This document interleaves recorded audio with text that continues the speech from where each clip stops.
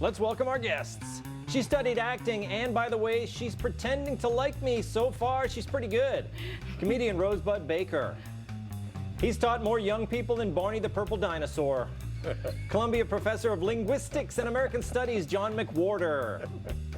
If you're looking for a web of lies, go find Hillary. This web is all truth. Fox News contributor and host of the David Webb Show on SiriusXM, David Webb. And so glad he could find the time for us in his busy life of being the Addams Family butler. Sitting right next to me, comedian Dan Soder. Okay, let's start the show. Donald Trump is predicting more violence between police and black people. In an interview with the AP, the GOP nominee suggested that a lack of training for officers might be partly to blame for the two recent police shootings in Baton Rouge and Minnesota. At the same time, he was harshly critical of the Black Lives Matter movement. Trump echoed Rudy Giuliani's recent comments, saying, "A lot of people feel that it is inherently racist, and it's a very divisive term because all lives matter. It's a very, very divisive term." Trump added that he has heard some Black Lives Matter activists say horrible, horrible things about police and about others. And certainly, if they're going to allow that to go along rhetorically, this is not a good thing for our country. Okay, David Webb, is Black Lives Matter a divisive term? Yes. It is? Yes, it is. I was there when it started in Ferguson. I watched it come up. Here's a problem. People got drawn into it who were really concerned about the shootings, bad shoots, good shoots, shootings of black males. Yes. And on the other side, you've got the institutional leftists who just don't like this country. Guy Fawkes masks, the anarchists, the wannabes, they're the ones causing trouble. He's okay. right. And the hot summer's coming. McWhorter, I know you disagree with that statement, but I want to, I read your articles, okay? Thank you. Yes, you have a lot of interesting stuff to say on this. I watch your show at Bloggerheads TV. Okay. Oh, good. Look, you're going to show it? Look, I'm going to quote you, though. Because I don't look at those. I'm asking about the divisive issue, okay? Because the other day, I'm going to paraphrase you and then I'm going to quote you. You said that Black Lives Matter, they do use language that is offensive to people on purpose. And you were saying when they use that kind of, this is the quote, if they use that kind of language, you were talking about things like lynchings and things like that, if we don't allow them to use that kind of language, you said, who else would they be? Essentially, you were saying they are provocative, they are kind of offensive, and that's how they get results. So, oh, yeah. All right. Now, very quickly, when I said that, what I frankly meant was, and I didn't say it in Blogging Heads, I meant people like Michael Eric Dyson and Ta-Nehisi Coates. They use a certain heightened theatrical language, and I was just saying that that's what they're here on this earth for. Their careers are devoted to helping black people. They're going to use a certain language. It's effective. If they didn't use it, they wouldn't be themselves. I don't mean that they make money doing it. I mean that that's what they do. But more to the point, Black Lives Matter means Black Lives Matter too. And I think that's important to realize. And as far as Black Lives Matter being responsible for police shootings and the things that Trump is saying, yeah, they overdo it some, but that's what human beings do. When Giuliani was cleaning up this city, and I agreed with it, I think broken windows was a wonderful thing. A lot of terrible things happened with rogue cops. I remember things happening with people's rectums being penetrated by stick-like objects. Yes. Things like that Abner happen. Louima. You know? As far as we're concerned, that's just things like that are going to happen. It's the same thing with Black Lives Matter. There are going to be psychopaths and Oh, you know what? But let's call it what it is. Policemen being hit with bricks, objects, shutting down highways. 22 cops injured in Minneapolis the other night. Baton Rouge police chief complaining it's the outsiders coming in. Ferguson, they just walked past me. You know why? Because the Walgreens was more interesting. They went in and burned it to the ground. But let me kind of paraphrase McWhorter again. He said, you know, we can't, if we're not going to blame Trump for violence, you know, people are trying to blame Trump. This is important. Right. Yes. Can you articulate it better than me? What were you saying? I was just saying, and I think, David, you'll like this better. If we say that Trump is indirectly responsible for people getting punched in the face and terrible things people say online, then we have to admit that Black Lives Matter is indirectly responsible for some of these terrible things, upon which I say life is tough. No matter what you do, it's going to bring out the craziness. However, I will say this, and I'm going to contrast this with the Tea Party, of which I'm one of the originals. We had rallies. I had 20,000 people in the streets of New York. No one got arrested. No windows got broken.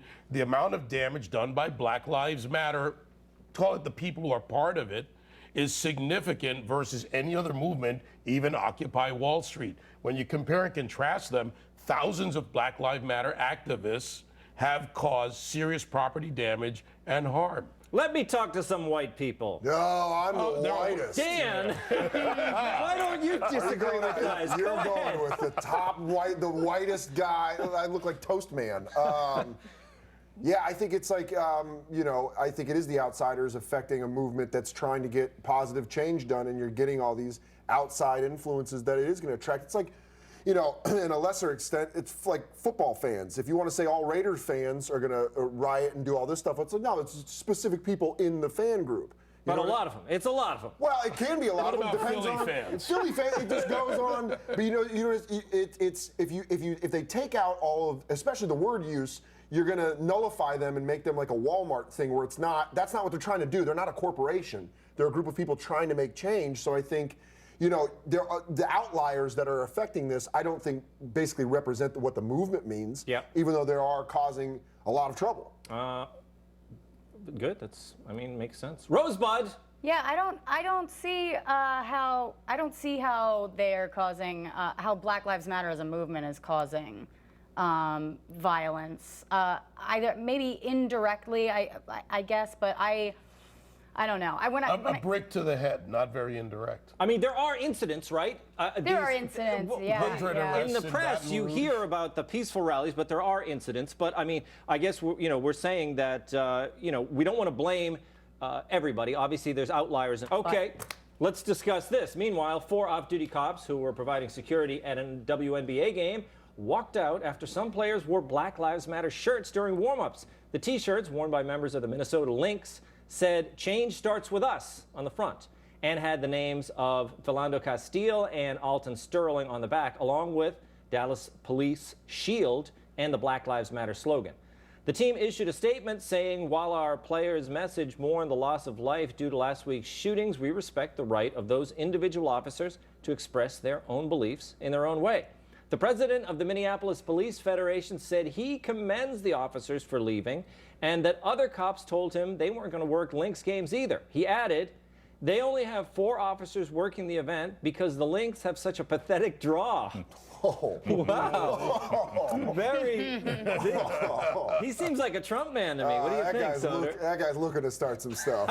I'm a Sparks guy. I want to let you know right now, Lisa Leslie is the greatest power forward in the That sounds, it's that's the great part about this country is if you do disagree with something, you can walk away. For those cops to walk away, they're private security at that point. They're not on duty with the city. But they were hired.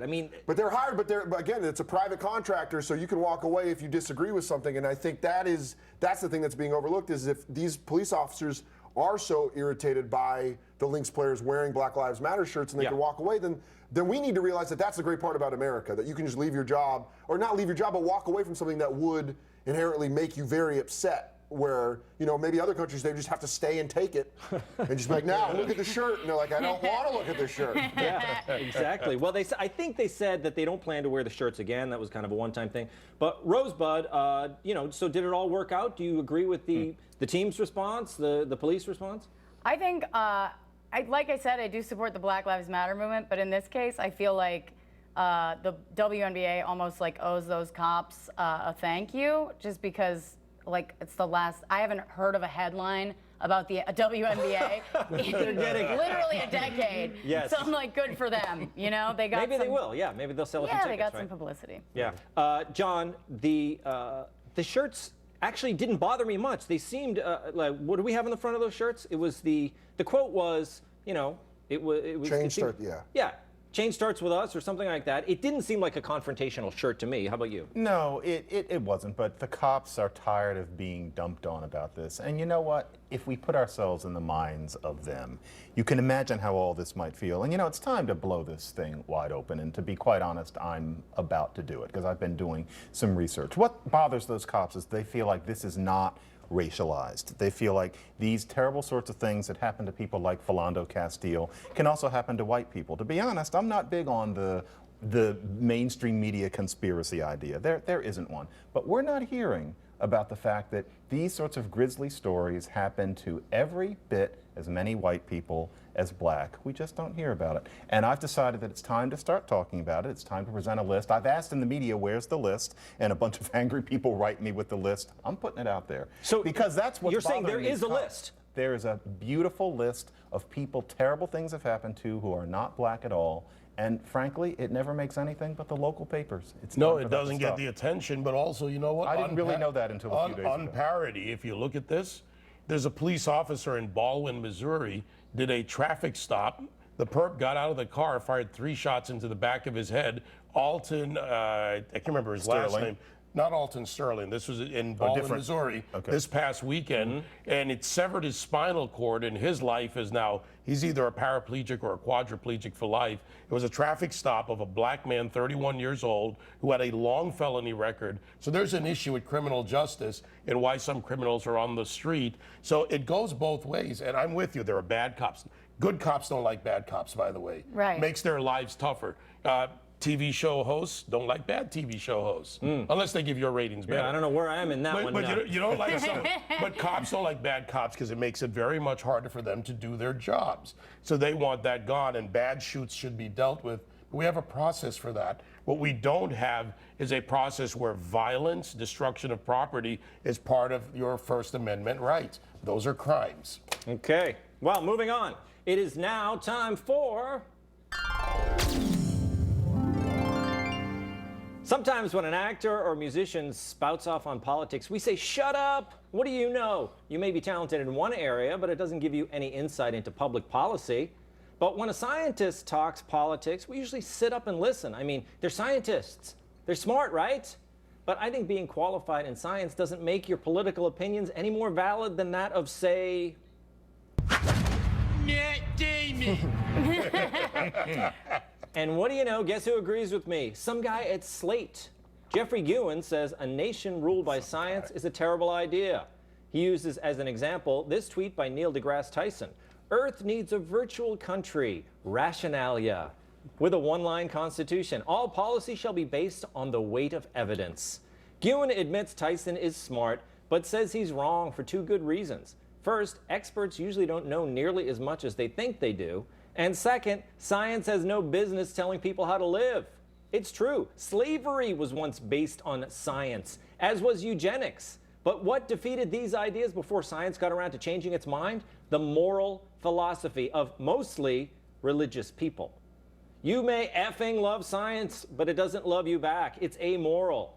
You can use it to inform your decisions, but don't let it boss you around. Dan, would you live in rationalia? No, not at all. I've gotten at least, I think the best I've ever gotten was a C+ in science. I would fail in that society. With all their hypotheses. It's all hypothesis. That's what I'd just scream around. I'd be the only homeless person in rationalia. But there would be a science for Yeah, that. but there would be a science that like, sir, you're fighting this. And I'd be like, you don't have a conclusion. Pluto's not even a planet anymore. It is right. They kicked out Pluto, right? Yeah, they kick Now out they want him everything. back in. Yeah, and buoyancy. What does that even mean? I thought you said Beyonce. Yeah. Beyonce means a lot of great things. Buoyancy means I can't lay in a almost filled tub without getting the floor dirty. So you guys are just soaking tubs? I'm sorry. I think you do understand buoyancy. I think I do too.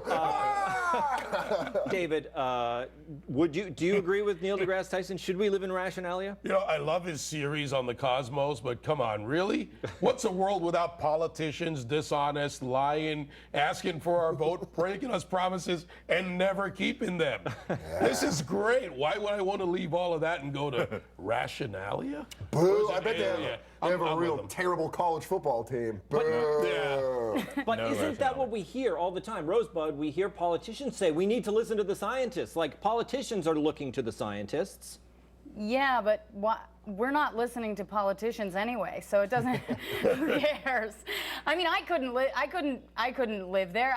I'm into astrology. It just wouldn't make sense for me. I have Now- 14 astrology books at home right now. But you seem to be kind of admitting that astrology it's a little silly, or you actually believe in it? Sure, I think anything is. I think really science is silly. I mean, everything is silly. If you think about it, Take that, Neil deGrasse Tyson. You're silly. You're a silly person. Because I mean, scientists are actually the most evangelical out of any religious person I've ever met. Like, they have more faith in what they believe in than anybody else. They're crazy about it. But isn't that because they say, well, it's tested? We test You're shaking your head, John. Because I think that in Rationalia, there'd be an idea that the more democracy, the better. And look how well that's gone this year. As far as I'm concerned, Rationalia would be really often, and I don't mean this about Neil, but it would be code for what the left and liberals believe, and that doesn't always give us answers. You can be, frankly, I'm very pro-choice. I also believe that you can be pro-life and not be crazy, sexist, or immoral. I'm not sure what the room for that would be in Rationality. I mean, Rationalia, Neil was just tweeting. But no, reason takes you probably about 72% of the way. What? But then there's some muddy areas. Yeah. Isn't that what it is? I mean, isn't that the impulse on the left? Is really just to control people, isn't that right, David? And if you can rationalize it in Rationalia, you can control.